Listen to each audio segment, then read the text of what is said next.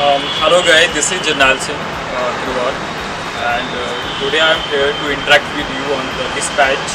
And actually यहाँ पे मैं अपनी मतलब लाइफ का एक्सपीरियंस और जो भी चीज़ें हो रखी हैं, जो मैंने कर रखी हैं, उनको मैं डिस्कस करूँगा आपके साथ, आपको बताने की कोशिश करूँगा।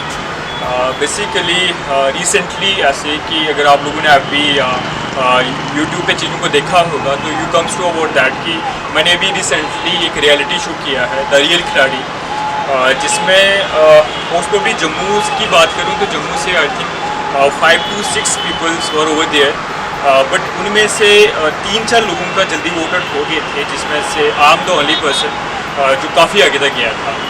और उससे पहले अगर मैं थोड़ी सी अपनी बैकग्राउंड की बात करूँ, अपनी लाइफ की बात करूँ, तो basically I am from district Reasi, तहसील चसाना, और मेरे गांव का नाम गोटा है। और अगर मैं एजुकेशंस की बात करूँ तो मेरी प्राइमरी टू सेकेंडरी एजुकेशन जो है वो मेरे गांव में ही हुई है। जो हायर सेकेंडरी थी वहाँ पे हुई थी। मेरे स्कूल का नाम जो है गवर्नमेंट हायर सेकेंडरी स्कूल गोटा है।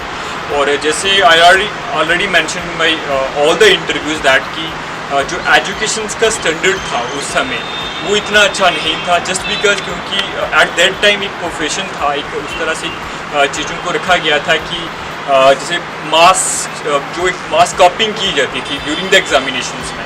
तो उस सब सिनेरियो के चलते जो मेरे मार्क्स आए थे दैट इज़ 48% मार्क्स।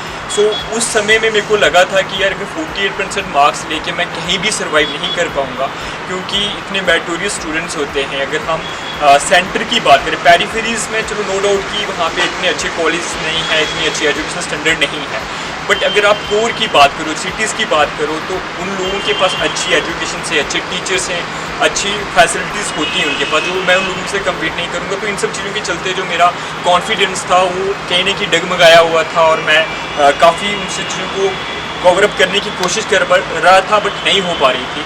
और इन सब चीज़ों के चलते मैंने क्या करा है कि लेबर वर्क जो इजली वहाँ पे करना मेरे लिए मुश्किल था, नहीं हो पाएगा। तो मैंने उन सब चीज़ों के चलते मैंने पहले भी बोला कि मैंने ट्रांसपोर्टेशंस में अपने आप को ढालने की कोशिश करी। मेरे को लगा कि वो एक ईजी टास्क है, मैं कर पाऊँगा, बट वहाँ पे भी हार्डली 10 या 12 दिन ही कर पाया था, मैं नहीं कर पाया। उसके बाद इनिशियली मेरे को एक डिसीज़न लिया, क्योंकि एट दैट टाइम क्योंकि जब आप एक अलग अलग सिचुएशंस के अंदर अपने आप को उनमें ढाल के आपको दिखते हो और आपको एक सर्टनली एक रिस्पॉन्स आना शुरू होता है कि यार ये चीज़ कर पाऊँगा या नहीं कर पाऊँगा। तो मेरे को वो लगा कि मैं नहीं कर पाऊँगा।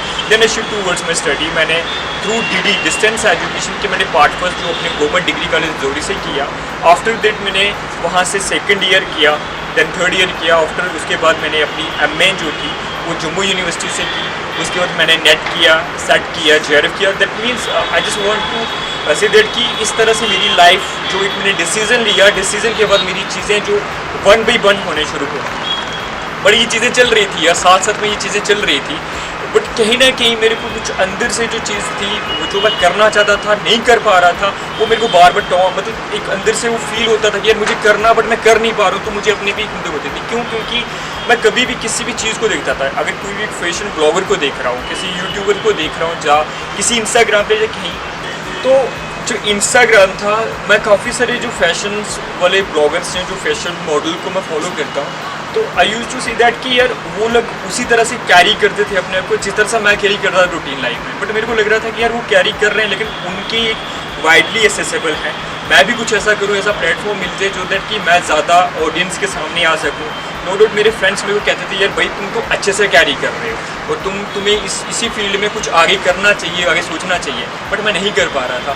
तो तब जो मैंने अपनी ड्यूरिंग जब MPhil का थीसिस मेरा सबमिट हो गया था, मेरा वाइवा भी हो गया था, तो that time he feel that कि चलो यार अब तो मतलब कुछ कर लेना चाहिए, कि अब तो MPhil मैंने कर ली, पढ़ाई एटलीस्ट थोड़ी होगी, चलो जॉब का कुछ ना कुछ मेरा हो जाएगा, तो मैं अपने प्रोफेशन को, अपने जो पैशन है उसको फॉलो कर लेता हूँ।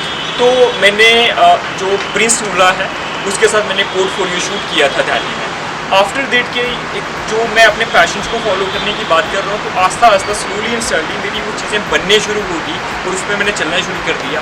उसके बाद इसी 2019 नवंबर में एक जो रियलिटी शो था रियल खिलाड़ी, उसके ऑडिशंस जम्मू में हुए। मैंने ऑडिशन दिया, देन मैं वहाँ पे सिलेक्ट हो गया।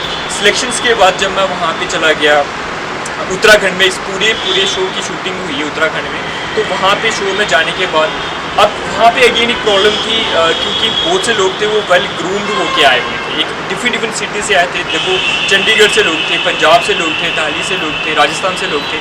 आई मीन टू से दैट कि डिफरेंट सिटी से लोग आए थे, वो वेल ग्रूम्ड लग रहे थे। लग रहा था कि यार कि वो तो बहुत प्रोफेशन है, अच्छे प्रोफेशन है उनकी, मतलब वोकल है, हर चीज़ है उनमें, उन्होंने वो सब चीज़ें करके रखी। बट जम्मू स्टेट एक ऐसी स्टेट है जिसको थ्रू इस तरह से देखा गया मिलिटेंसी है, मिलिटेंसी अफेक्टेड एरिया है।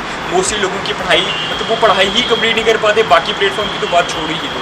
जो पढ़ाई नहीं करे, जो बेसिक यहाँ पे चीज़ें हैं, जिस तरह से जॉब्स होनी चाहिए आपके पास बेसिक बट जो एजुकेशन इंफ्रास्ट्रक्चर होना वो ही नहीं है, बाकी चीज़ें तो बड़ी दूर की बात है। बट मैंने अपने आप को ये सोच लिया था कि यार मैंने किसी से कम फील नहीं करना है, कि मैं किसी से कम हूँ, क्योंकि the moment I feel that कि यार मैं उनसे कम हूँ तो मेरे से हो ही नहीं पाएगा। तो मैंने उन सब लोगों को वहाँ पे टक्कर दी, प्रॉपर की टक्कर दी। जबकि उनके जो जितने भी लोग हैं वो अगर उसको देख पाएंगे, उसको जो पूरा शो अगर वो फॉलो कर रहे होंगे तो उनको पता चल जाएगा कि हाँ मैंने किस तरह से वहाँ पे अपनी जो परफॉर्म किया था या किस तरह से चीज़ें करी हुई थी। और क्योंकि अभी रिसेंटली मैंने जो व्यूअर्स से मेरी इंटरेक्शन चल रही है, तो मैं सबको ये बोलना चाहूँगा, अपना मैसेज एक्सटेंड करना चाहूँगा कि अगर आप उस पूरे शो को देखना चाहते हो कि मैंने किस तरह से परफॉर्म किया हुआ, किस तरह से चीज़ों को किया हुआ, मेरा यूट्यूब चैनल है ऑफिशियल जरनैल सिंह खालसा करवाल करके, आप उसको फॉलो करके देख सकते हो। मैंने हर एक एपिसोड को 1 by 1 करके डाल रहा हूँ। जैसे जैसे वो एपिसोड चल रहे हैं टीवी पे, उसके बाद इमीडिएटली 1 या 2 वीक के बाद मैं उनको अपलोड कर रहा हूँ। आप वहाँ पे देख पाओगे कि किस तरह से मैंने परफॉर्म किया हुआ, किस तरह से चीज़ें करी हुई। और फाइनली मोस्टली मैं एक मैसेज आप लोगों से कन्वे करना चाहूँगा, आप लोगों से इंटरेक्शन से कन्वे करना चाहूँगा। मेरा एक ही है कि यार कभी भी किसी भी सिचुएशंस में आके आप गिव अप मत करो, क्योंकि कभी ये मत सोचो कि यार मैं एक ऐसी बैकग्राउंड से हूँ, एक ऐसे एरिया से हूँ, शायद ये मुझसे चीज़ें हो पाएंगी या नहीं हो पाएंगी। ऐसा देखो, अगर आप एक ऐसे इंफ्रास्ट्रक्चर के अंदर हो, एक ऐसी सिचुएशंस के अंदर हो जहाँ पे आप वेल ग्रूम्ड हो, वेल सोशलाइज्ड हो, आप वेल एक्यूप्ड हो, बट मोमेंट की आप ये करोगे कि यार नहीं मुझसे नहीं हो पाएगा, भाई वो नहीं हो पाएगा और कभी होगा ही नहीं। बट अगर आपके पास ये सब चीज़ें नहीं हैं, बट फिर भी आप एक रखते हो हिम्मत कि यार मैं कर पाऊँगा, तो भाई आप कर पाओगे। इट्स हार्डली मैटर कि आप कौन से एरिया से हो, कौन सी फैमिली से हो, कौन से रिलीजन से हो, कौन सी कंट्री से हो, कोई मैटर नहीं करता। ये टोटली आपका डिसीजन है, आपने चीज़ों को करना होता है। सोसाइटी हमेशा हर किसी बंदे को डिफेम ही करेगी, कोई बंदा तुमसे खुश नहीं होगा मेरे भाई कभी भी। जो करना है आपने करना है। आप अपनी फैमिली को कन्विंस करो, अपने जो फ्रेंड्स हैं, जो लोग आपके अच्छे के लिए चाहते हैं कि ये बंदा अच्छा करे, वो आपको मोटिवेट करते हैं, उनको साथ रख के आप कभी भी कुछ करना चाहते हो, आप कभी भी कुछ कर सकते हो। बट हाँ, गिव अप मत करो।